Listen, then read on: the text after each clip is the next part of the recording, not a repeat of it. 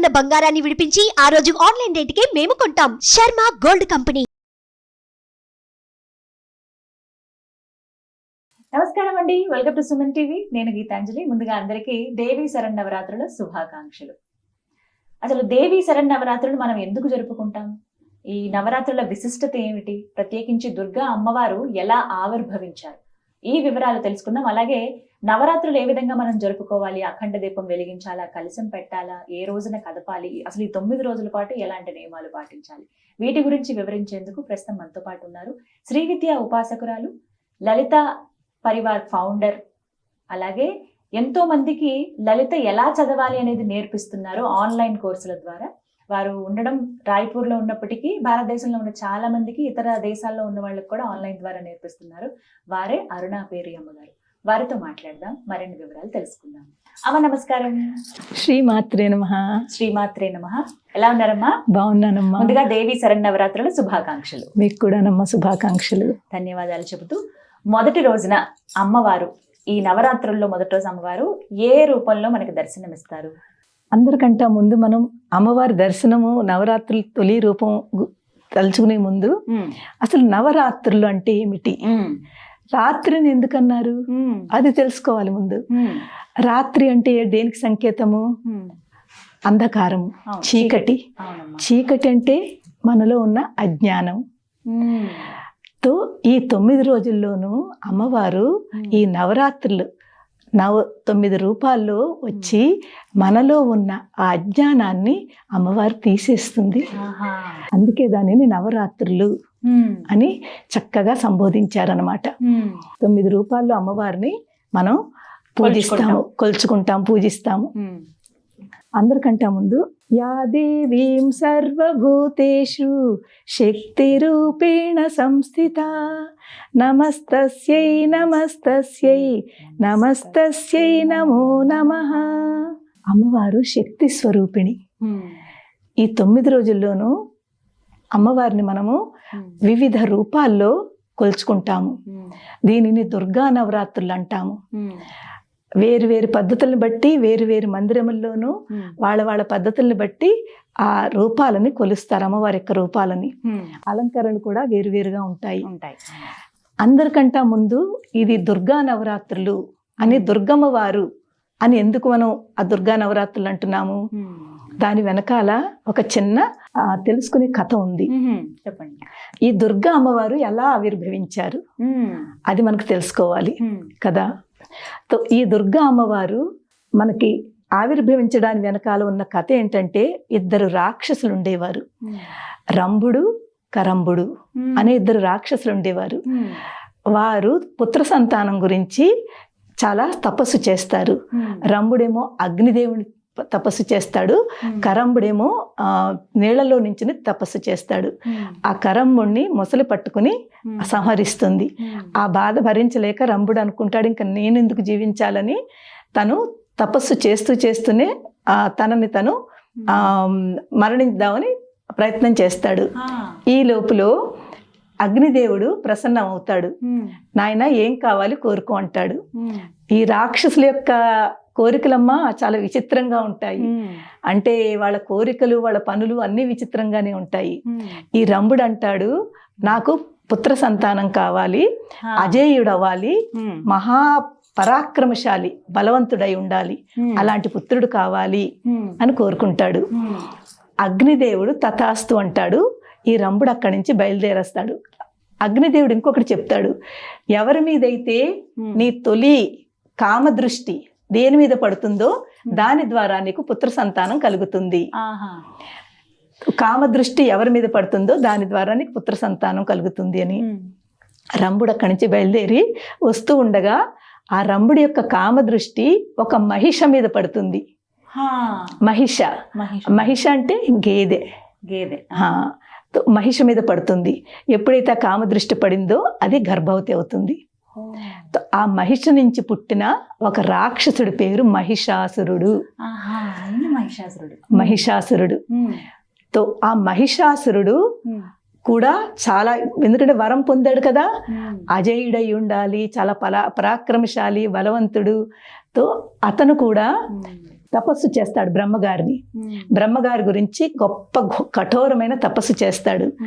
తపస్సు చేస్తే బ్రహ్మగారు ప్రత్యక్షమయ్యి, నాయన నీకు కోరిక ఏమిటి చెప్పు అని అడుగుతారు. వాడు కూడా చాలా విచిత్రమైన కోరిక, నాకు మరణం ఉండకూడదు, నేను మరణించకూడదు అని కోరుకుంటాడు. బ్రహ్మగారు అంటారు, పుట్టిన ప్రతి మనిషి కూడా మరణించక తప్పదు, మరణం మాత్రం ఉంటుంది, ఇంకేదైనా కోరుకో అంటారు.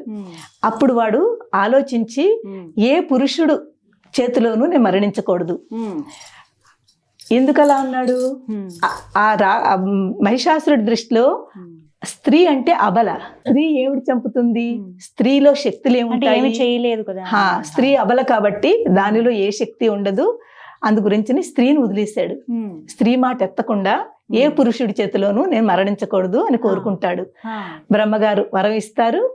అప్పటి నుంచి ఇంక వాడిలో ఒక రకమైన గర్వము, పౌరుషము, కోపము అన్నీ పెరిగిపోతాయి. ఎందుకంటే మంచి వరం దొరికింది, ఎవరినైనా తను సంహరించచ్చు, ఎవరి మీదైనా జయం పొందొచ్చు. ఏం చేస్తాడు? పూర్తి స్వర్గాధిపతి అయిన ఇంద్రుడి మీదకి, దేవతల మీదకి అతను వెళ్తాడు. వెళ్ళి అందరినీ కూడా చాలా కష్టాలు పెడతాడు, చాలా బాధలు పెడతాడు. ఆ స్వర్గాన్నంతా కూడా తను ఆధిపత్యం తీసేసుకుంటాడు. ఇంద్రుని ఓడించి స్వర్గాన్ని తన చేతిలోకి తీసుకుని అక్కడ స్వర్గాధిపతి కింద కూర్చుంటాడు.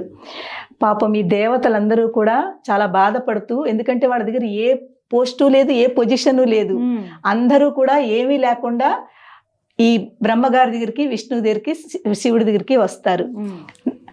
ముగ్గురిని ప్రార్థిస్తారనమాట, మాకు ఇలాగా జరుగుతోంది, మీరు ఏదైనా మాకు దారి చూపించండి, మా ప్రార్థనను మన్నించి మాకు ఒక చక్కటి దారి చూపించండి అని మొక్కుకుంటారు. ఎప్పుడైతే శివుడు, బ్రహ్మగారు, విష్ణువు ఇదంతా చూస్తున్నారో పూర్తి బ్రహ్మాండం అంతా అల్లకొల్లోలం అయిపోయింది. అందరినీ కూడా ఎలాగ బాధ పెట్టాలో అస్తవ్యస్తం చేసేసాడు బ్రహ్మాండాన్ని. ఇంకా నేను తప్ప ఇంకెవరూ లేరు అనే స్థితికి వచ్చేసారనమాట. అప్పుడు బ్రహ్మ, విష్ణు, మహేశ్వరు ముగ్గురు కూడా ఆలోచించి వాళ్ళ తపోశక్తి నుంచి ముగ్గురు 3 శక్తి తీసుకొచ్చి ఒక స్త్రీ కింద సృష్టించారు, ధారపోసారు. వాళ్ళ ముగ్గురు శక్తి ధారపోసి ఒక స్త్రీ సృష్టించారు. ఆ స్త్రీవే దుర్గమ్మవారు. ఎప్పుడైతే ఈ 3 శక్తుల్లోంచి ఆ అమ్మవారు ఆవిర్భవించిందో అదే దుర్గా అమ్మవారి యొక్క ఆవిర్భవం. ఎప్పుడైతే అమ్మవారు ఆవిర్భవించిందో చాలా అందంగా మహాశక్తితోటి, ఎంతో శక్తితోటి చూస్తున్న వాళ్ళందరూ కూడా ఆశ్చర్యపోతున్నారు. ఈ రూపం ఏమిటి, ఈ శక్తి ఏమిటి, పవర్ ఏమిటి అని చెప్పి అక్కడున్న దేవతలు అందరూ కూడా ఆ అమ్మవారికి తన అస్త్రశస్త్రాలు అందిస్తున్నారు. అమ్మవారు 18 చేతులతోటి ఆవిర్భవించారు. బ్రహ్మగారు, విష్ణు అందరూ కూడా తనకి అస్త్రశస్త్రాలు ఇస్తున్నారు. అలాగే దేవతలందరూ కూడా అమ్మవారికి అస్త్రశస్త్రాలు ఇచ్చి పంపిస్తున్నారు. అమ్మా, నీ ఆవిర్భవము మహిషాసురుడనే రాక్షసుని వధించడానికి జరిగింది. నువ్వు తప్పకుండా తన మీద యుద్ధం చేసి నువ్వు ఆ యుద్ధం మీద విజయం పొందాలి అని చెప్పి ఆశీర్వచనం ఇచ్చి అమ్మగారికి చెప్తారు. ఆ దుర్గమ్మవారు ఏం చేస్తుంది? గట్టిగా నవ్వుతుంది. అంటే తన యొక్క ఆనందాన్ని బయటకి చూపిస్తుంది. దేని గురించి వచ్చిందో, ఎందుకంటే మహిషాసురుడనే అలాంటి రాక్షసుని తను వధ చెయ్యాలి. ఆ శక్తి స్వరూపము ఆవిడ ఒక గొప్పగా చక్కగా హాస్యం చేసి నవ్వుతుంది అనమాట. ఎప్పుడైతే నవ్విందో ఈ మహిషాసురుడికి ఆ నవ్వు వినిపిస్తుంది. ఇక్కడ నేను తప్ప ఇంకెవ్వరూ మాట్లాడే శక్తి, మాట్లాడే ధైర్యం ఎవరికీ ఉండదు కదా. అటువంటిది ఇక్కడ ఈ నవ్వు ఎక్కడి నుంచి వస్తుంది, ఎవరు నవ్వుతున్నారు ఈ నవ్వు అని తన దూతల్ని పంపుతాడు. ఆ దూతలు వచ్చి చూసి అమ్మవారి యొక్క రూపాన్ని, సౌందర్యాన్ని, ఆవిడ యొక్క శక్తిని చూసి ఆశ్చర్యపోయి వెళ్ళి చెప్తారు. ఒక స్త్రీ రత్నం అంటారు వాళ్ళు దాన్ని. ఒక స్త్రీ రత్నాన్ని చూసాము, చాలా శక్తితోటి ఉంది, చాలా సౌందర్యంతో ఉంది, ఆవిడ యొక్క నవ్వే మనకు వినిపిస్తోంది అది. మళ్ళీ దూతల్ని పంపిస్తాడు. ఆ దుర్గమ్మవారిని ఎలాగైనా తీసుకురా అంటే, దుర్గమ్మవారు కాదు, ఆ స్త్రీ శక్తిని తీసుకురా అని పంపిస్తారు. పంపించేసరికి అమ్మవారి దగ్గరికి వచ్చి వాళ్ళు చెప్తారు, ఇలాగ మా రాజు ముల్లోకాలకి అతను రాజు, ఇప్పుడు ఆయన తప్ప ఇంకెవరూ లేరు, అలాంటి వారు మిమ్మల్ని పిలుస్తున్నారు, మిమ్మల్ని వివాహం చేసుకుంటారట, రావాలని అడుగుతారు, కోరతారు. అమ్మవారు అంటుంది, ఇది అయ్యే పని కాదు, ఇది తగని పని, మీ రాజుకి చెప్పండి నాతోటి వచ్చి యుద్ధం చేయమని, యుద్ధం చెయ్యమని చెప్పండి అని చెప్పి పంపిస్తుందన్నమాట. సో వీళ్ళు వెళ్ళి అమ్మవారు ఎలా చెప్పిందో అలాగా అమ్మవారి యుద్ధానికి పిలుస్తోంది, తను వివాహానికి అంగీకరించలేదని చెప్పేస్తారు. ఇలాగా ఈ 9 రోజులు కూడా అమ్మవారు తొలి రోజు ఆవిర్భవించింది, ఆశ్వీజ పాడ్యం రోజుని ఆవిడ ఆవిర్భవించింది. ఆశ్వీజ పాడ్యం నుంచి నవమి వరకు 9 రోజులు ఈ మహిషాసురుడికి అమ్మవారి మధ్య యుద్ధం జరిగింది 9 రోజులు. అందుకే ఈ 9 రోజులు కూడా అమ్మవారు 9 రూపాల్లో వస్తుంది, 9 రూపాల్లో మనం ఆవిడ్ని కొలుచుకుంటాము. అదే నవరాత్రుల యొక్క వెనకాల ఉన్న తత్వం అన్నమాట.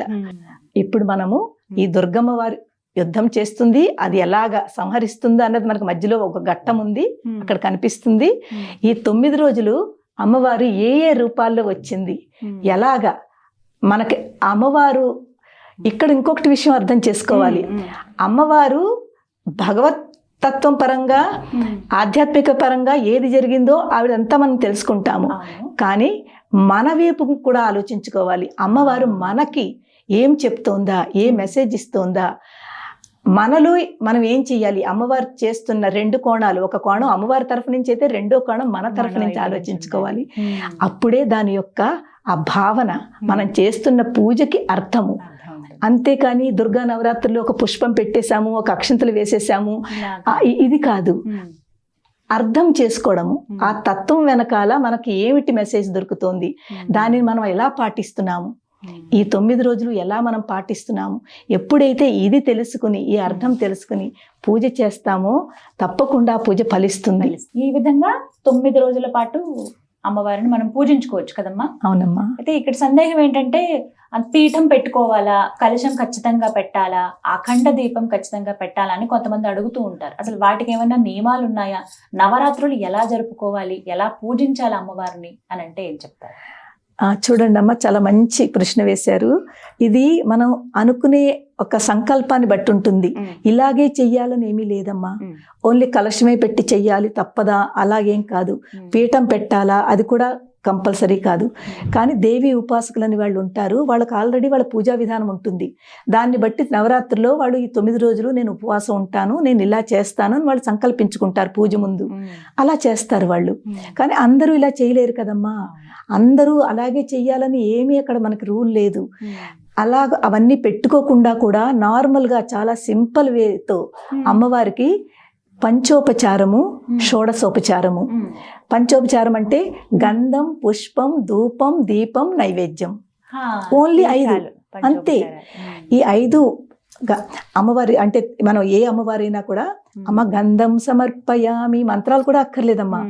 పుష్పం సమర్పయామి, ధూపం సమర్పయామి, దీపం సమర్పయామి, నైవేద్యం. చక్కగా పెట్టేది కూడా భక్తితోటి. అమ్మవారి భక్తిని చూస్తుంది, మీరు ఎంతలా చేస్తున్నారని చూడదు, భక్తి చూస్తుంది. అలా చేస్తూ పంచోపచార పూజ అయిపోయింది. చక్కగా అష్టోత్తరము జసా మనకు 9 రోజులు 9 అలంకారాల అమ్మవారిని మనం పూజిస్తాము.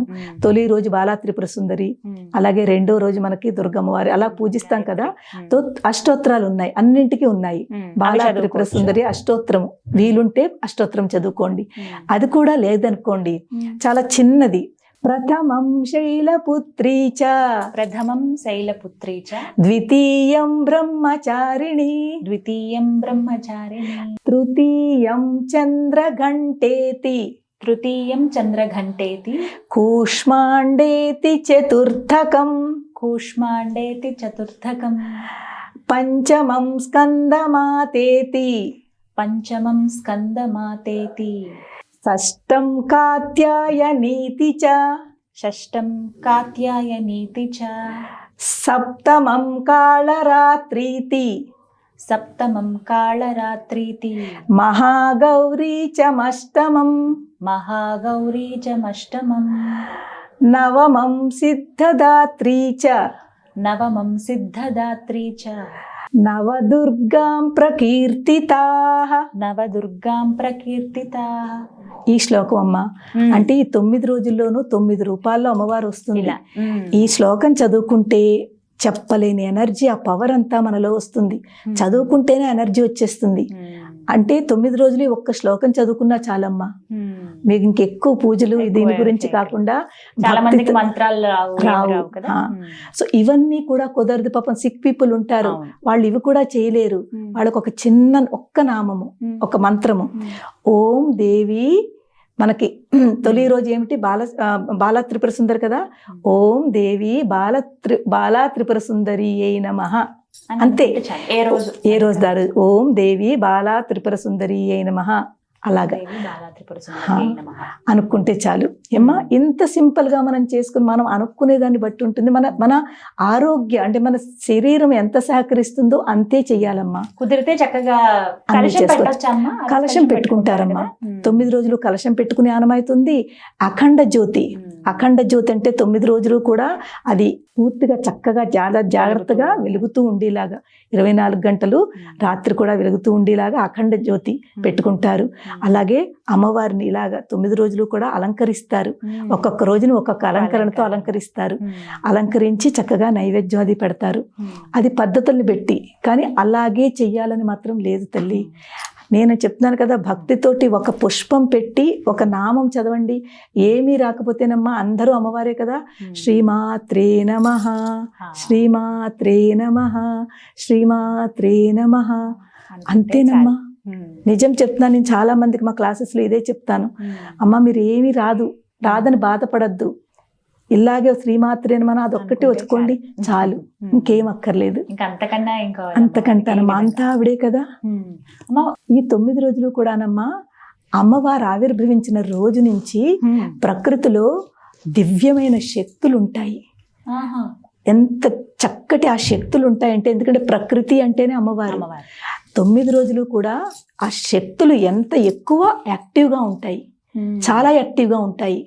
ఎప్పుడైతే మనం ఇంట్లో ఒక దీపం పెట్టి అమ్మవారి నామస్మరణ చేస్తున్నామో, ఆ బయట ఉన్న ప్రకృతికి మన ఇంట్లో మనకి ఆ కనెక్టివిటీ పెరుగుతుంది, కలుస్తాయి. ఇక్కడ ఉన్న ఈ శక్తులు మనం ఏదైతే మంత్రాలతో చేస్తున్నామో ఆ మంత్రాల నుంచి వచ్చే వైబ్రేషన్స్ శక్తి బయట శక్తులు కలుస్తాయి. కలిసి పూర్తి ఆ వాతావరణం అంతా కూడా చాలా శక్తివంతం అయిపోతుంది. మనకి, మన సొసైటీకి, మన రాష్ట్రానికి అంతా కూడా చాలా మంచి పాజిటివిటీ తీసుకొస్తుంది. అదనమాట. చేయటం వల్ల ఇవన్నీ అంతా. ఒక సందేహం, ఒకవేళ ఇలా కనీసం పీఠం కూడా పెట్టలేకపోయామండి, ఫోటోకి కూడా మేము పూజించుకునే అవకాశం లేదు అనేవాళ్ళు ఉట్టిగా ఉపవాసం ఉంటే చాలా, ఆ 9 రోజులు ఎలా చేసుకోవాలి? మానస పూజ. ఎంత చక్కటి క్వశ్చన్ అడిగారు. మానస పూజ ఇవేమీ అక్కర్లేదమ్మా. ఇక్కడుంది అమ్మవారు, ఇక్కడుంది. మీరు ఏమి ఫోటో వద్దు, పువ్వులు వద్దు, అలంకారాలు వద్దు, నైవేద్యాలు వద్దు. ఇక్కడ మానస పూజ చేసుకోవాలి. ఇక్కడ పంచోపచార పూజ కూడా ఇక్కడే జరుగుతుందమ్మా. ఇది చాలా తక్కువ మంది చెప్తారు. నేనైతే మానస పూజ ఎక్కువ చేస్తాను. చాలా ఈ పూజల కంటే ఈ పూజలకి ఎక్కువ ప్రాధాన్యత ఇయ్యను, కానీ మానస పూజ చాలా చేస్తాను. ఏంటంటే ఇది పృథ్వీతత్వము, మనకి మూలాధార చక్రం. లం పృథ్వీతత్వాత్మికాయై శ్రీ లలితా మహాత్రిపుర సుందరి దేవ్యై నమః గంధం సమర్పయామి. ఇక్కడి నుంచి గంధం అర్పిస్తాను. దాని తర్వాత హం ఆకాశతత్వాత్మికాయై శ్రీ లలితా మహాత్రిపుర సుందరి దేవ్యై నమః పుష్పం సమర్పయామి. యం వాయుతత్వాత్మికాయై శ్రీ లలితా మహాత్రిపుర సుందరి దేవ్యై నమః ధూపం సమర్పయామి. రం తేజోతత్వాత్మికాయై శ్రీ లలితా మహాత్రిపుర సుందరి దేవ్యై నమః దీపం సమర్పయామి. వం అమృతతత్వాత్మికాయై శ్రీ లలితా మహాత్రిపుర సుందరి దేవ్యై నమః అమృత నైవేద్యం సమర్పయామి. సం సర్వతత్వాత్మికాయై శ్రీ లలితా మహాత్రిపుర సుందరి దేవ్యై నమః తాంబూలాది సర్వోపచారం సమర్పయామి. అయిపోయింది అమ్మవారి పూజ. ఎంత సింపుల్ గానో. మీ దగ్గర ఏమీ లేవు, అస్సలేం అక్కర్లేదు. మనలో ఉన్న ఈ ఏదైతే మన ఇంద్రియాలు ఉన్నాయో, మన చక్రాలు ఉన్నాయో, ఇక్కడే అమ్మవారు ఉంది. తో ఒక్కొక్క ఇంద్రియంతో అమ్మవారికి సమర్పణ. ఎంత ఇలా ఈజీ చేసుకుంటే చెప్పండి, చాలమ్మా. చాలమ్మా. దానికంటే ఎక్కువ ఫలితం దీనికి కలుగుతుంది. ఆహా. నన్ను నమ్మండి, చాలా ఎందుకంటే బాగా నేను చెప్పారు. చేస్తాను. నాకు ఈ పూజతోటి ఎక్కువ నాకు ఆ అమ్మవారి యొక్క కనెక్టివిటీ పెరుగుతుంది. అంటే ఇలా ఎప్పుడైనా ఏ సమయంలో అయినా ఇలా చేసుకోవచ్చా? దీనికంటూ తప్పకుండా నియమం ఉందా? నేను ట్రైన్ లో కూడా ఇలా చేస్తాను. ఎందుకంటే ట్రైన్ లో ఇవన్నీ ఉండవమ్మా. అవును, అవకాశం జర్నీలో ఉండదు. ఉంటాను, ఫ్లైట్ లో ఉంటాను, ఉమ్. ఇవేమి ఉండవు మనకి. మనం తప్పకుండా మన లోపల ఉన్నదే అమ్మవారికి మనం సమర్పించుకుంటూ భక్తితోటి, ఆవిడ చూసేది ఇదే చూస్తుంది. ఇవన్నీ ఆవిడకి అక్కర్లేదు, నువ్వు ఎంత భక్తితో చేస్తున్నావు అన్నది కావాలి. చక్కగా ఇలా అయితే చాలా చక్కగా చాలా చేసుకోవచ్చు నమ్మా. నవరాత్రులు అమ్మవారి ఇది అనుగ్రహం. ఇవన్నీ పోనీ లవం పృథ్వీతత్వాయక ఇవన్నీ అనుకోవడం కూడా రాదనుకోండి. ఇక్కడి నుంచే అమ్మా నా సర్వస్వము నీకు ఇస్తున్నాను, నేనే నన్ను నీకు సమర్పించుకుంటున్నాను, నన్ను నీకు సమర్పించుకుంటున్నాను అని చెప్పి శ్రీమాత్రే నమః అంతే. నన్ను నీకు సమర్పించుకుంటున్నాను అంటే ఇది సరెండర్, నా సమర్పణ నీకు ఇచ్చేసాను. నువ్వు ఏది అనుకుంటే అది అనుకుని అమ్మ శ్రీమాత్రే నమః నన్ను నీకు సమర్పించుకుంటున్నాను అంతే. ఇది ఒక్కటి చాలు. ఈ ఒక్కటి ఎవరైనా అనుకోవచ్చు, ఎవరికైనా సులువే ఇది, చాలా సులువు. వాళ్ళైనా పెద్దవాళ్ళైనా. దానికంటే ఎక్కువ దీనికి అమ్మవారు చాలా చాలా గమ్ముని పలుకుతుంది. ఒక్క సందేహం, ఒకవేళ అప్పుడు ఏమన్నా ఆడవారికి పీరియడ్స్ ఇబ్బంది టైంలో అయినప్పుడు, అలాంటి సమయం నవరాత్రుల్లో అడ్డంకి వచ్చింది అనుకోండి, అప్పుడు అసలు అమ్మవారిని ఎలా తలుచుకోవచ్చా? అమ్మవారిని మనసులో తలుచుకోవచ్చమ్మా, తప్పేమీ లేదు. మనము దీపం పెట్టము, పూజ చెయ్యము, ఇలాంటివి చేయం అవును, కాబట్టి పవిత్రము. ఎందుకంటే మనము ఈ టైంలో వేరేగా మన యొక్క బాడీ అంతా కూడా వేరే రకంలో ఉంటుంది కాబట్టి మనము ఈ పూజలు అది చెయ్యము. కానీ మనసులో తప్పకుండా అమ్మవారిని తలుచుకోవచ్చును. మీరు చక్కగా శ్రీమాత్రే నమః శ్రీమాత్రే నమః మనసులోనే తలుచుకోండి. మీకు అయ్యో నేను పూజ చెయ్యట్లేదే అన్న బాధ కూడా ఉండదు. ఉపవాసం ఉండొచ్చా అమ్మ? ఉండొచ్చమ్మా. ఉపవాసం ఉండడానికి అది మనం రెండు రకాలుగా తీసుకోవచ్చును. ఒకటి ఆధ్యాత్మిక పరంగా నేను ఈరోజు ఉపవాసం ఉంటాను అనేది, ఒకటి శారీరకంగా సైంటిఫికలీ కూడా మనకు ప్రూఫ్ చేశారు ఉపవాసం మన శరీరానికి ఎంత మంచిదో.